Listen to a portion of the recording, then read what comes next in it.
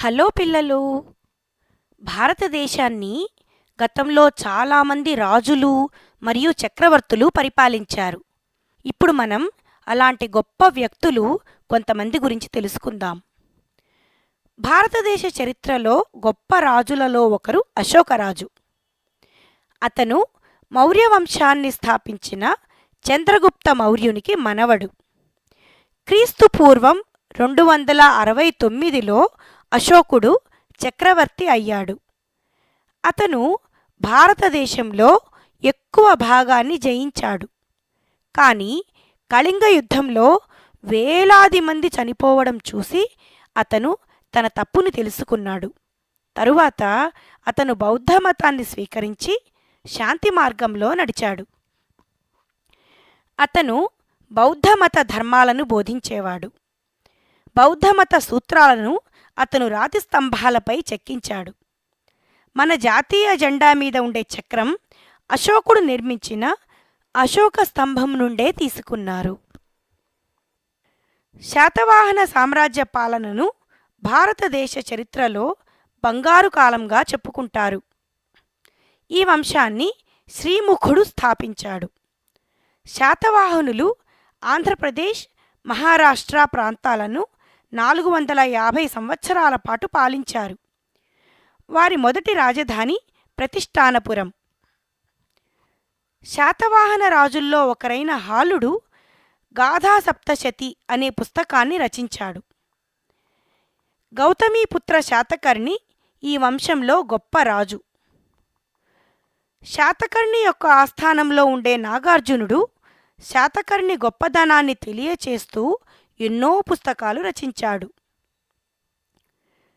గుప్తుల సామ్రాజ్యాన్ని శ్రీగుప్తుడనే రాజు 4వ శతాబ్దంలో స్థాపించాడు. తరువాత మొదటి చంద్రగుప్తుడు ఆ రాజ్యాన్ని బలపరిచాడు. తరువాత సముద్రగుప్తుడు ఆ రాజ్యాన్ని విస్తరించాడు. భారతదేశంలో ఎక్కువ ప్రదేశాన్ని గెలవడం వల్ల సముద్రగుప్తుడిని ఇండియన్ నెపోలియన్ అని అంటారు.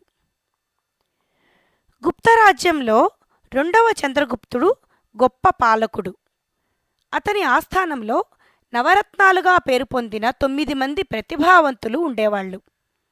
వారిలో ఒకరైన కాళిదాసు అభిజ్ఞాన శాకుంతలం, మాళవికాగ్నిమిత్ర, రఘువంశం వంటి ఎన్నో పుస్తకాలను రచించాడు. ప్రపంచ ప్రఖ్యాతి పొందిన అజంతా గుహల చిత్రము గుప్తుల కాలంలోనే తయారు చేయబడింది. భారతదేశ సాహిత్యం కూడా వృద్ధిలోకి వచ్చింది. అశ్వఘోషుడు సంస్కృతంలో బుద్ధచరితం అనే పుస్తకాన్ని రచించాడు. గొప్ప గణిత విద్వాంసుడైన ఆర్యభట్ట దశాంశ బిందువుని ఉపయోగించడం మొదలుపెట్టాడు. అతను సూర్య సిద్ధాంతం అనే పుస్తకాన్ని రాశాడు.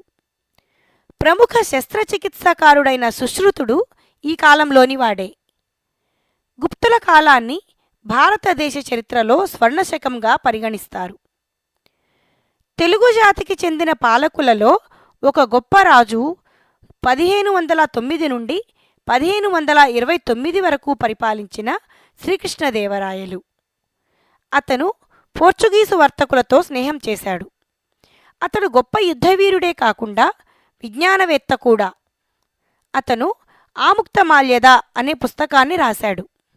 కాకతీయుల్లో గణపతి దేవుడు, అతని కుమార్తె అయిన రుద్రమదేవి చాలా ప్రసిద్ధికెక్కారు.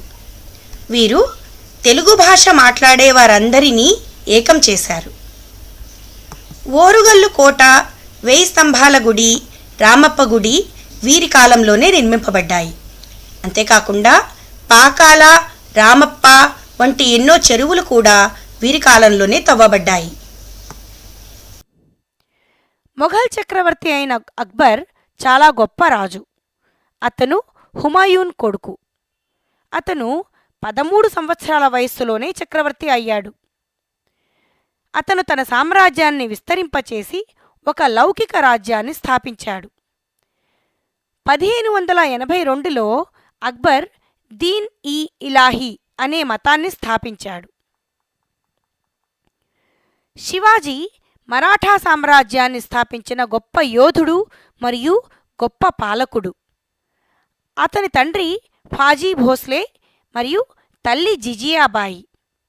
అతను 1674లో ఛత్రపతి అనే కీర్తిని సంపాదించుకున్నాడు. అతని ఆస్థానంలో రాజ్యపాలనలో సహాయం చేయడానికి 8 మంది మంత్రులు ఉండేవాళ్ళు. వారిని అష్టప్రధానులు అనేవారు. అతను సమర్థవంతంగా పాలించేందుకు వీలుగా తన సామ్రాజ్యాన్ని 4 భాగాలుగా విభజించాడు.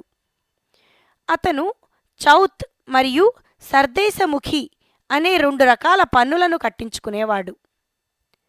శివాజీ హిందువే అయినప్పటికీ గొప్ప లౌకికవేత్తగా ప్రఖ్యాతిగాంచాడు. హైదరాబాద్ను నిజాం వంశం పరిపాలించింది. వారు ముస్లింలు. వారు దక్కన్ ఉర్దూ మాట్లాడేవారు. కానీ హైదరాబాద్ రాష్ట్రంలో చాలామంది హిందువులు ఉండేవారు. వారు తెలుగు, కన్నడ, మరాఠీ భాషలు మాట్లాడేవారు. చివరి నిజాం రాజు అయిన మీర్ ఉస్మాన్ అలీ ఖాన్ వ్యవసాయ పరిశ్రమలను అభివృద్ధిపరచాడు. అంతేకాకుండా బ్రిటిష్ వారి ప్రభావంతో విద్యాసంస్థలను ఏర్పాటు చేశాడు. అతని పరిపాలనలో నిజాం సాగర్, అలీ సాగర్ వంటి పెద్ద ప్రాజెక్టులు నిర్మించడం జరిగింది. మూసీ నది పైన ఉన్న ఉస్మాన్ సాగర్ ప్రాజెక్టు హైదరాబాద్లో ఉన్న ప్రజలకు తాగునీటి సరఫరా చేస్తుంది. భారతదేశ చరిత్రలో ఇలాంటి గొప్ప రాజులు ఎందరో ఉన్నారు.